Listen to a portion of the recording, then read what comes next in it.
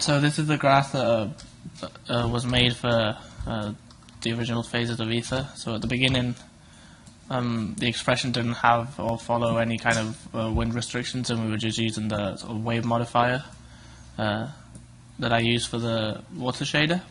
And there was no vertex painting on the measures or anything, so you can see the basis move a lot.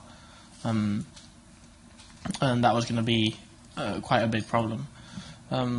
First things first, though, I wanted to fix the idea that we wanted to be able to edit the wind on the fly and be able to change the direction and speed. So I added wind direction and speed to the material expression, and that way we could control those kinds of issues. So I bring it up here. The actual wind sway is controlled by the vector that's formed by wind direction and speed, and is multiplied by obviously the waves that I showed you before with the ocean waves. So taking this into account, we can now use the wind direction and speed to kind of choose the direction we want our wind to be going in. So I just switch the direction there, and obviously we can do this on the fly by just rotating it, which is obviously really fast. Then we can also edit the strength. So if I want minimum strength, just set it to 1, and it can be a really subtle movement. But again, we still have the big problem with the bases of the grass moving, so that needed to be fixed. And thankfully it was an easier fix than I thought it was going to be, so I just basically we just multiplied the whole wind sway expression by vertex color, and in this case I just used red. And then the only problem that we had is that in Maya we had to redo all of our meshes and vertex paint them. But at least from now on, following that rule, we could we could just do all our foliage based on that, and that whole material can be used for every kind of foliage that we have. So after vertex painting them, we got this, and I'm going to put the wind up a little so that you can see the effect a bit more. And it just gives a much more natural feel to the wind, to the sway in the grass. The bases aren't moving, so I was really happy with this effect. And then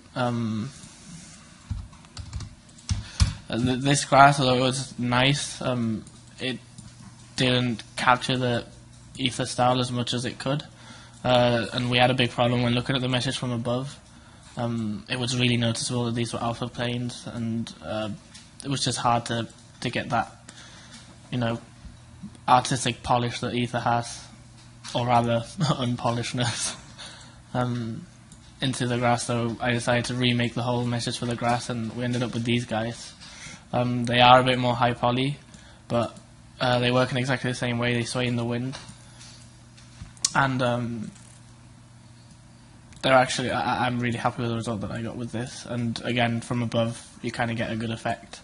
And again, they also work with the wind, so if I increase the speed of the wind here by, I don't know, 1.5 and 1.5, you can see that the grass is kind of moving along with the parameters that we set.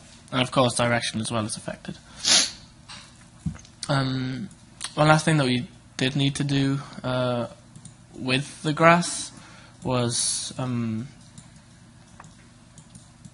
well, we're a studio with a team of 2 artists, so making meshes every time we need to make grass wasn't going to be an option, especially having to paint the textures over and over. It was just going to be too time consuming, and with development going forward, I think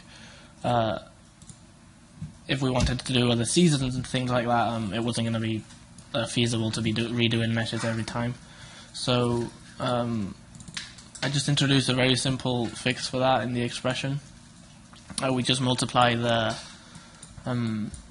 diffuse texture by a parameter vector. So now we can make material instances that allow us to kind of slide the color in different directions. So if I was to apply this instance to my grass, then I could just edit the look of it on the fly. So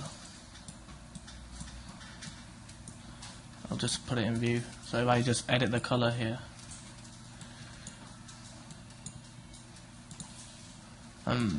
we're able to get variations really quick. So if we were having kind of an autumny scene, we can, or a more dead environment, we could just edit the color of the grass and not have to repaint any textures or anything. And that was basically the base material for the grass, which actually became the base material for every kind of foliage expression that we had, because every kind of foliage needs to sway in the wind anyways. So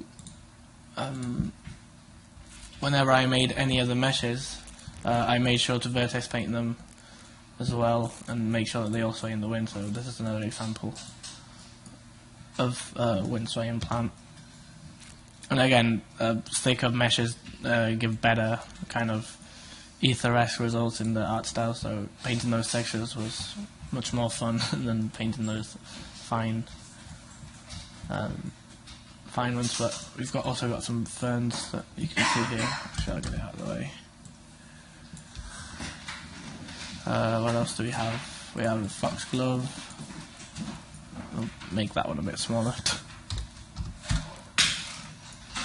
And again, everything sways in the wind, and I'm only using one material, so it's extremely efficient. All my meshes are a bit big though.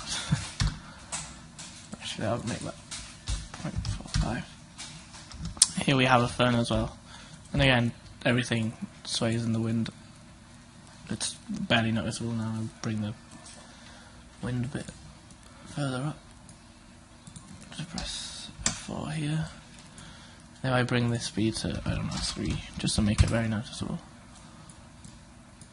The fern is swaying in the wind, same as the foxglove and everything. But yeah, the good thing about this process is that we don't really have to, now we know the rules, that we just have to, vertex paint any type of foliage that needs to sway in the wind. And it's just, I think it's very good that we just have one material for any kind of foliage that we need.